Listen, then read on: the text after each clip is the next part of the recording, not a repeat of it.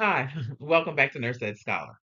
So today I'm going to talk about isolation diseases, okay, and isolation precautions, because these kind of questions are I guess some of the I don't want to say most confusing, but they're confusing, in school and on the NCLEX. Sometimes students tend to kind of get nervous or panic when they're trying to remember, is TB airborne? Is RSV droplet or contact? Um, C. diff, is hand sanitizer okay? Who really needs a negative pressure room and so on, right? And so, you know, the NCLEX mixes up the isolation and, with priority questions or clinical judgment questions, not really to throw you off in some kind of way. It's just so, the NCLEX can, they really want to know, do you know this information? And that's basically what it is. And so today, I'm going to, I guess I'm doing the same, but a little bit different. Um, because instead of just kind of giving you facts, and I always say don't just memorize, but I'm going to actually go a little bit deeper. I'm going to start using kind of next gen type NCLEX unfolding case studies, right? Because I really want everyone to understand how the NCLEX works, how it's tested, and how you would be tested in, actual school and what you may see in practice. Because I always say it's not about, well, I mean, you have to memorize, but you really need to understand what you're memorizing. Okay. So, today we're going to talk about, a little bit, I'm going over infection, transmission, nursing priorities, PPE, a little on room assignments, definitely, some kind of clinical judgment, because by the end of this lesson, I want you to understand the why behind the precautions. And, that really helps you answer the difficult questions, when the wording changes. I think I've said this before. Students say, well, when I use a book to answer questions, it doesn't mirror what I get on my exam. But it's not supposed to. The goal is for you to understand it. So regardless of if you're studying out of a workbook or you're studying for class, you can still get the information correct. Okay. So let's kind of get started. So before I like this chart, take a picture of the chart. I just have it here again. Remember diseases spread, by contact, droplet, airborne. And this chart kind of breaks down, the precautions for, I want to say the most tested, but these are the diseases that you're going to see more than others. All right. And, and remember that their transmission determines what PPE is used. Okay. So let's get started. Okay, so you are taking care of a 52-year-old patient. They have persistent cough, they have night sweats, fatigue, fever, and an unexplained weight loss.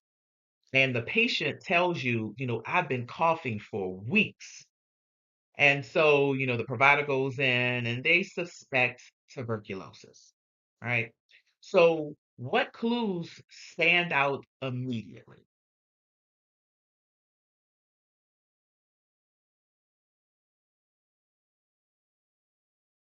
So think about the cues when it comes to TB.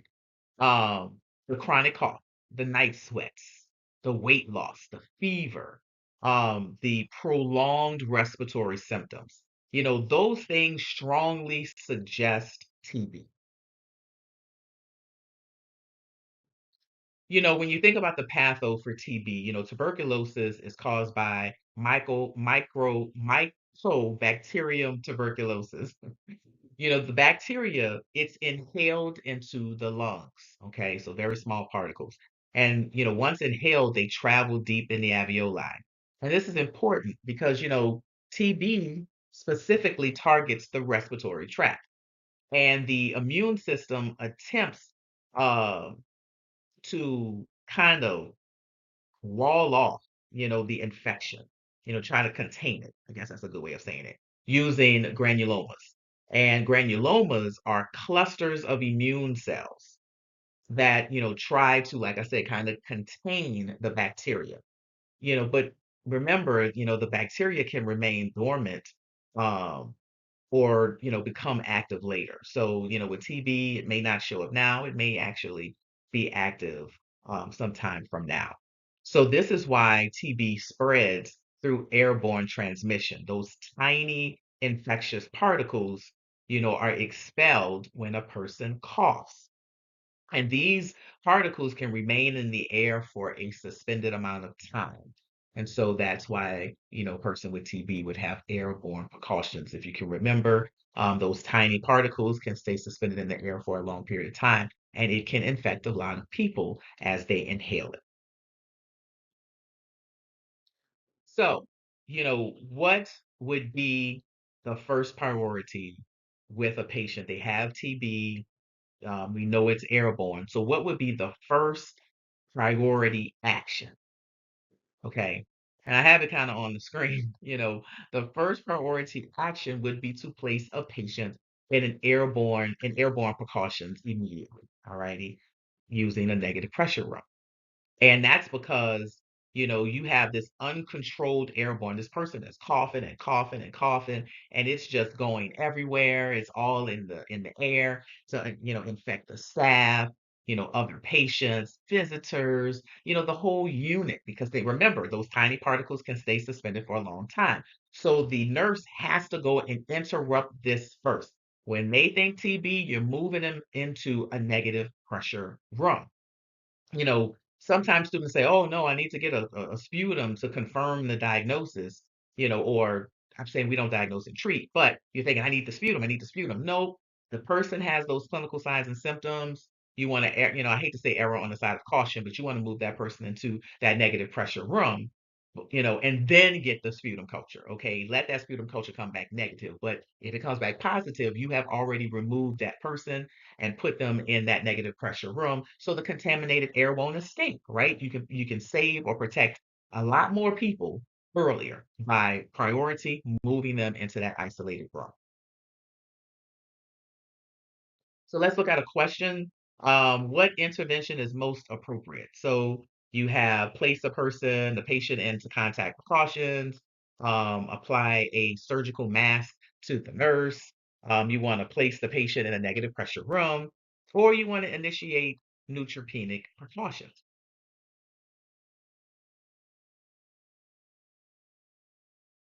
So if you got it right, it was C. You know, uh, you want to put that person in a negative pressure room. Now, think about it. TB will require, if a person is diagnosed with TB, they're going to need airborne precautions. They're going to need, the nurse is going to need an N95 mask. The patient needs to placed in a negative pressure room. And when that patient leaves out, you're going to make sure that they have a surgical mask on. So if they're coughing, those particles don't go in and expel into the air. And remember, negative pressure is important because it contains or keeps the contaminated air in the room where it can be filtered and it cannot escape the room. Remember, negative pressure room, it has I guess a low density of air. So it goes from the hallway will have high to low. So the hallway air will go into the room and the air in the room will remain. And so that allows the filtration of the room to clean the air. Now, you've had this TB patient and several hours later, patient must go to radiology because it happens. Okay. So what precaution is the most important during transport? And I have I have a picture on the screen. The patient's going to wear a surgical mask because this will reduce the organism, like we said before, to spread into the environment. So remember, TB, airborne, negative pressure room, nurse needs an N95 mask, and the patient needs to wear a surgical mask during transport. So let's move on to our next one. We have a patient, uh, college student. They present with high fever, headache, photophobia, stiff neck, vomiting, confusion. So the provider goes in and they're like, oh my goodness, okay, well, they suspect bacterial meningitis. Okay, so what findings are the most concerning? Well, think about it. It's a combination of all of them. This patient has fever, the patient has nuchal rigidity, they have photophobia, they have the altered mental status, and all of this strongly suggests meningitis. Okay. So why is this dangerous? Okay, so meningitis is inflammation of the meninges surrounding the brain and the spinal cord. And as the inflammation increases, the patient will have that their intracranial pressure will rise, their cerebral perfusion will decrease, and they'll start having neurologic deterioration. And it can occur pretty rapidly. Okay, so that's why this is so, so important and so dangerous. Now remember that meningitis spreads um, through respiratory droplets. These droplets are large. Um, they travel short distances and they fall quickly. All righty. So, unlike TB, which was airborne, meningitis, those droplets are heavy. So we talked about another video that 3 to 6 feet distance. And so when you have a patient with something like meningitis, it is, droplet. It doesn't travel far. What would be the first nursing action? And these would be, I mean, and they're on the screen. So, you need a surgical mask. You need to, stay 3 to 6 feet away. The patient should be in a private room, because uh, those respiratory secretions can rapidly expose nearby people. So just like TB with meningitis, you want to put that person in isolation. You want to put that person in a private room. And a lot of times, the good thing is that a lot of hospitals now have private rooms just because of this happening. So you will make sure that you put this person in isolation. So let's look at another NCLEX question. The nurse enters the room of a patient who is suspected to have meningitis. Which PPE is most appropriate? So is it an N95 mask? Is it, sterile gloves only, a surgical mask, or, putting them in a positive pressure respirator?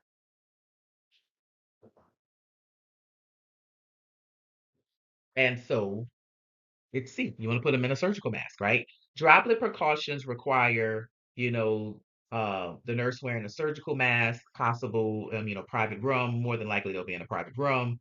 Eye protection for the nurse, just in case they're coughing and those large droplets, it can splash in your face. So you want to make sure that you have eye protection on as well, or a face shield.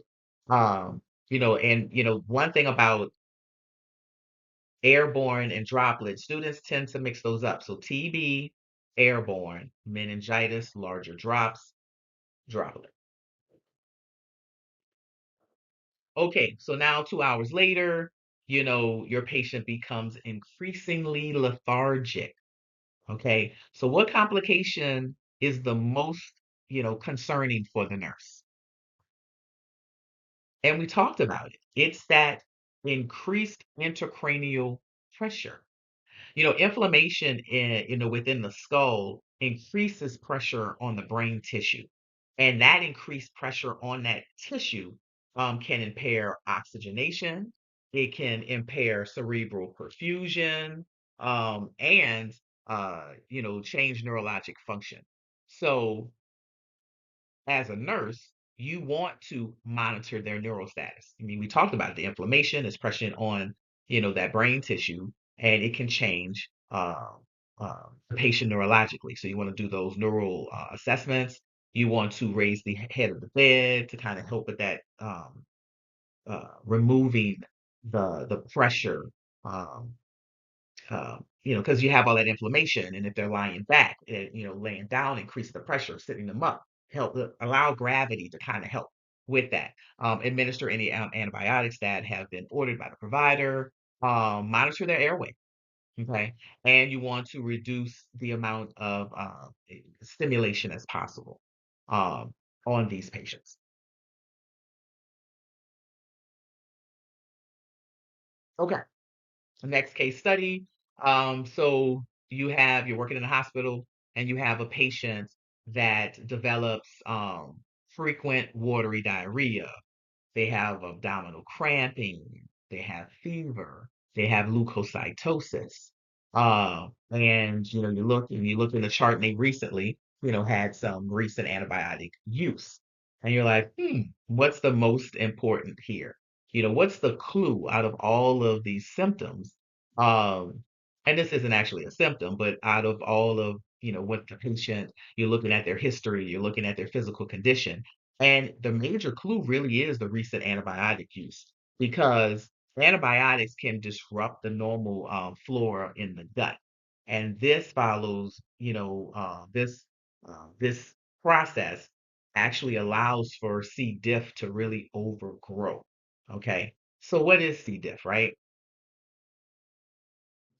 So, C. diff is in the gut.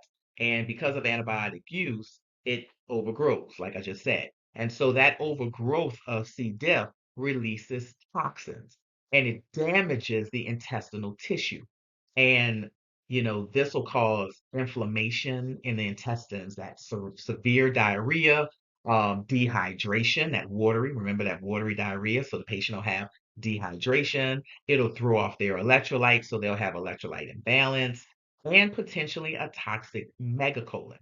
And so, what type of precautions, right? So, if you remember, C. diff forms spores, and those spores are hard to destroy, and they survive really well on surfaces.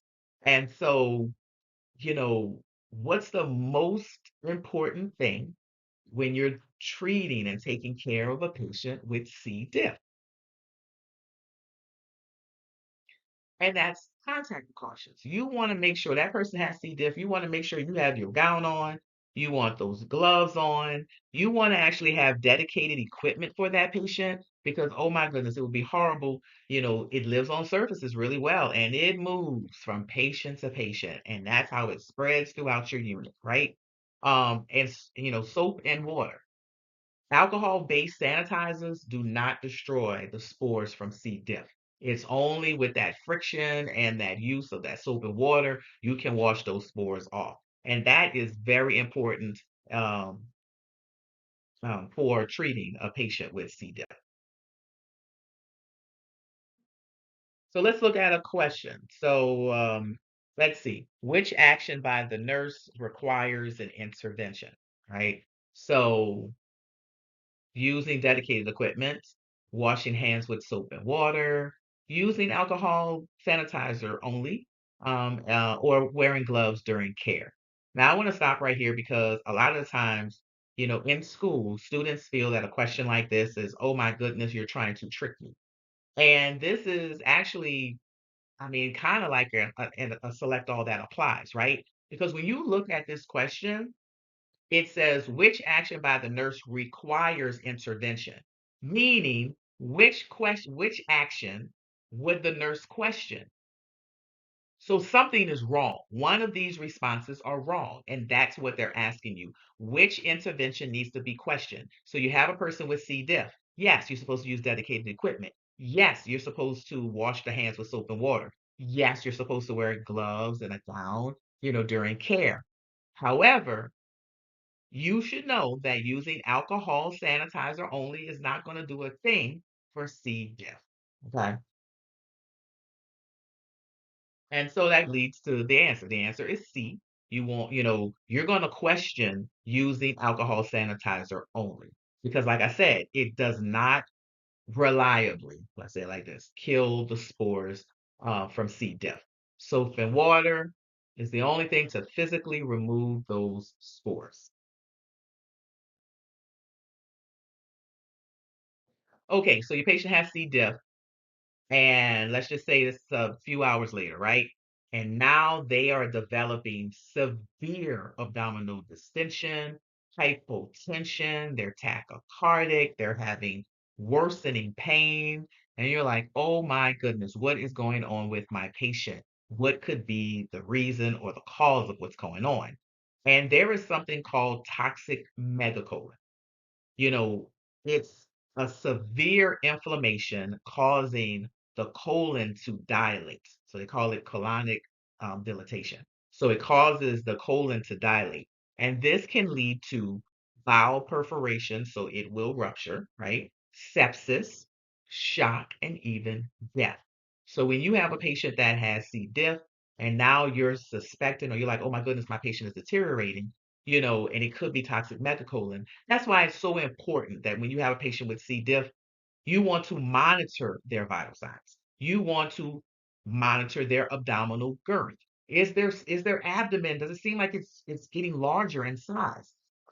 Fluid resuscitation, remember, they have that watery diarrhea, monitor the electrolytes, and notify the provider immediately if their condition changes, of course, for the worse, and so they can start caring for this patient. And that's why it's so important for us as nurses to really evaluate our patients constantly, and really looking for changes in your patient.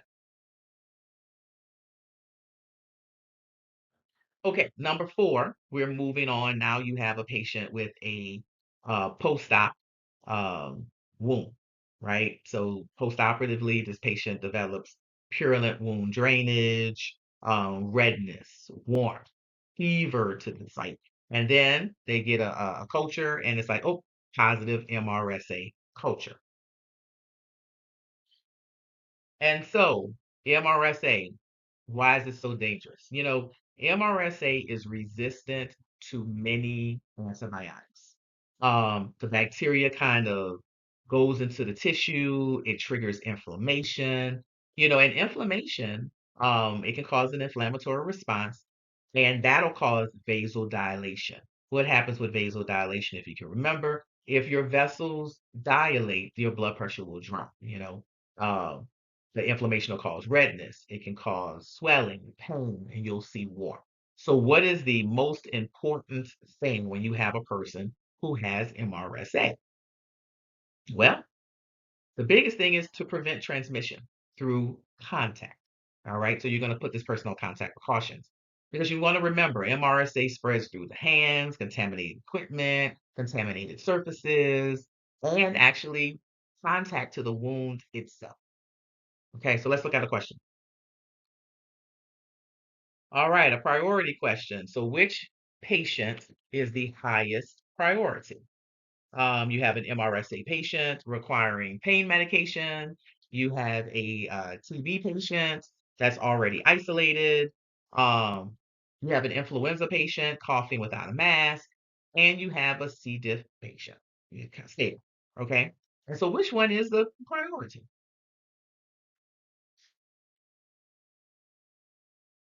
Well, if you guessed it right, C, that influenza patient that is coughing without a mask, right? So they're coughing all over the place. You know, it's presenting an uncontrolled transmission. Every time they cough, it's just expelling in the air, going to contaminate everybody.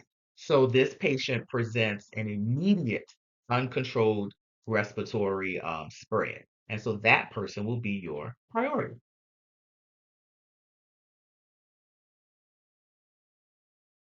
Okay. Um, we have a peds patient. So you have a 4-month-old infant, okay? And they have wheezing, nasal flaring, tachypnea, intercostal retractions, okay? They're pulling for air, right? And lots of copious secretions. Poor little baby. And so when we are looking at RSV, um, remember that RSV causes bronchiolar inflammation. And with small pediatric patients, think about it, their little airways, they become swollen and filled with mucus. And because of those little airways, that's why infants deteriorate so quickly because they're little, they have little airways, right? And so we really have to really watch and monitor not we're supposed to monitor all of our patients, but especially our little small pediatric patients. And so if you're caring for a pediatric patient, um, what would you do? What would your priorities be as the nurse? Well, you want to monitor their oxygenation. Remember, those little airways of that infant patient is going to be filled up with a lot of mucus. You want to suction any secretions because they're going to have a lot of secretions, right? Maintain their hydration. Think about it. They're going to be breathing quickly. And so they're going to lose fluid because, when we breathe, we do release um, uh, fluid particles. So they're going to dehydrate quickly. And you want to monitor their respiratory effort. If you saw in the other slide, the patient had retraction. So they're pulling for air. And so you want to see, are they in distress? Are they comfortable? And that is so important for us. And so let's look at a question. So you have isolation precautions, and what would be required for RSV? A, airborne, B, droplet only, C, contact, or D, reverse isolation. And the answer is C. Remember, RSV commonly spreads through contaminated secretions and surfaces. Okay, so RSV is a contact isolation. Okay, so I, once again put together a chart, take a picture of it, um, just so you can have and you can have something really close to you for you to use to study. But remember, airborne, TB, measles, varicella. The key thing is that the nurse is going to wear an N95 mask. They're going to be in a negative pressure room, and the isolation of course, like I said, is airborne. Droplet. You have influenza, meningitis, pertussis. Okay, the nurses can wear a surgical mask. Remember, this is droplet, so that 3 to 6 feet distance. It's respiratory spread, so you're gonna have that patient in a private room. Um, Remember with meningitis, those patients do have stiff neck. So you want to make sure that that'll help kind of distinguish between the other droplet precautions. But like I said, the nurse will wear a surgical mask.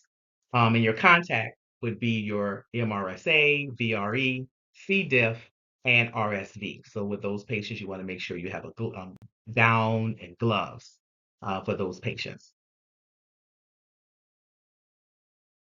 And so when you're thinking about it, remember um, measles, TB, varicella, MTV. Those are your airborne, just a memory trick. C. diff, always remember soap and water. That physical removal of those spores from the C. diff, that's the only thing that's going to work. For TB or airborne, you want to put them in a negative pressure room. For droplet precautions, remember influenza, meningitis, the droplets, they're heavier, and so they fall to the ground faster. Okay, because remember, airborne, those small, tiny particles can stay suspended in the air for a long period of time. Contact precautions, make sure that you're wearing a gown and gloves, and remember that RSV is contact precautions. And that's it. So, if this video helped you understand infection control, hopefully it made more sense. Please subscribe to Nurse Ed Scholar, because I'm really trying to build a really strong NCLEX clinical judgment library for you here on YouTube. I really feel that, this is needed. We need nurses, and I want you, to really remember that great nurses don't just memorize, okay? We understand. We understand, transmission. We understand the patho. We understand patient safety and priority actions, because the understanding of material, like I said before, it's going to help you when it comes to questions on your test or on the NCLEX where the wording is different. Because if you just memorize, you're going to hope to see the same, clues on the questions. But if you understand, it doesn't matter how the wording is, you're going to get it. Okay. And so I'll see you next time in the next lesson. And happy studying from Nurse Ed Scholar.